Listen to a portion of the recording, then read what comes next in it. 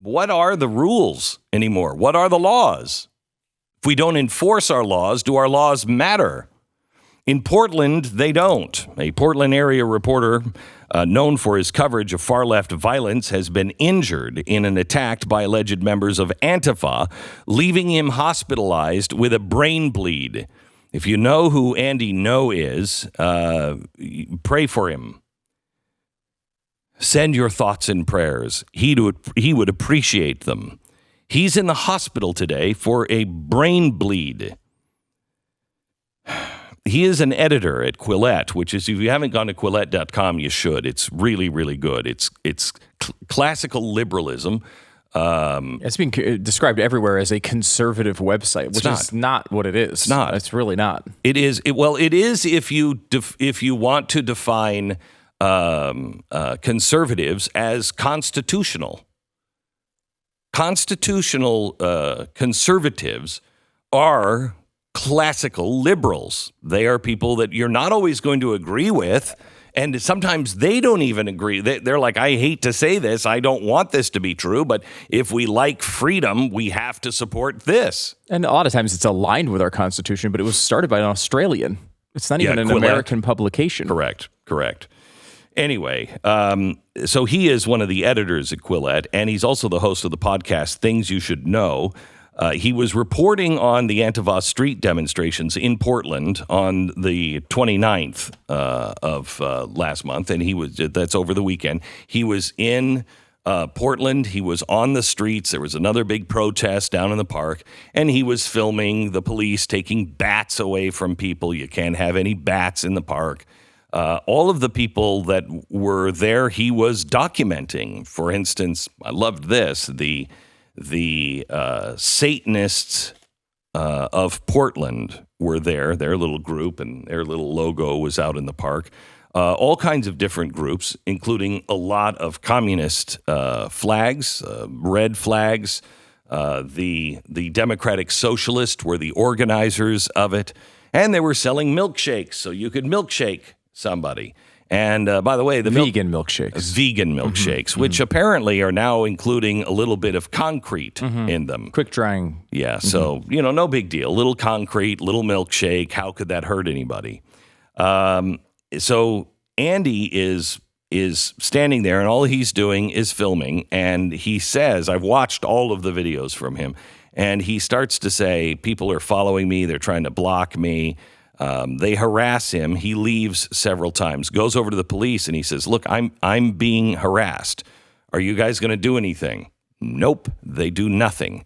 He goes back. He comes back. I have evidence. I'm being harassed. Are you going to do anything? No. He goes back. This time, in the middle of the street, they take their signs, the wood signs, because they don't have any bats. They take anything that they have. They start hurling things at him. Of course, milkshakes. Then some sort of a chemical is thrown into his face. They beat him with the wood signs, and he's bleeding from his ears. He's bleeding from his eyes, and they do nothing. The police do nothing. He's now in the hospital with a brain bleed. We hope that he is doing well. We hope that he is doing better. It was my understanding last night that he was out of the hospital, but I heard just about an hour ago that it looks like he is still in the hospital.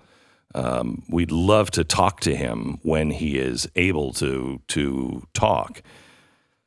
But watch the video. It's pretty shocking. It's amazing that that's happening in an American city, and that the police and the mayor seem to have absolutely no concern. I mean, I'm sure the police want to step in on these cases. We've heard from them before, but the mayor has a very specific ideology that allows this. If you're living in Portland or anywhere in Oregon and you have seen this, can you just call us and tell us, how are people dealing with this? I mean, how do you go to Portland? How do you work in Portland with this? Are you in fear? It's amazing to me. We should put this up for this weekend. We started our museum this last weekend, and I'll talk to you about it. And it's all about freedom And there's one place in the center of our atrium that is really pretty shocking. It has Klan members and the Klan outfits with the hoods and the hanging tree. And behind that is the hanging cage with the orange jumpsuits. And these are jumpsuits from slaves, ISIS slaves that we actually freed. And so these are actual jumpsuits from people that were taken by ISIS. And next to it is an actual ISIS uniform and gun belt and everything else that was taken from an ISIS member, both wearing masks.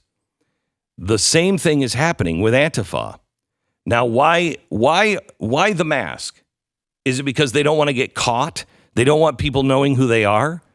No, masks are used by people like this because they want to make sure that you don't know who they are, not for fear of trouble, because as you know, they're not getting in trouble in Portland, not for fear that you will know who they are, but they want to be able to blend back into society so you never know if that's the guy that was trying to beat you up. Was that the guy that came into my house and took my husband and lynched him in a tree? I don't know, because all I saw is his eyes behind the white mask. Is that the person that came and was rounding up all the Christians in our community and beheaded them? I don't know, because all I saw were his eyes in the black ISIS mask. Is this the group of people that were hassling and beating up Andy Ngo? Well, we're not really sure, because all we saw were the eyes. They want to blend into society, so they never reveal. You never know if you're safe. Is this person at the store that's working behind the counter, are they actually Antifa? This is about fear and intimidation. And that is as un-American as you can get.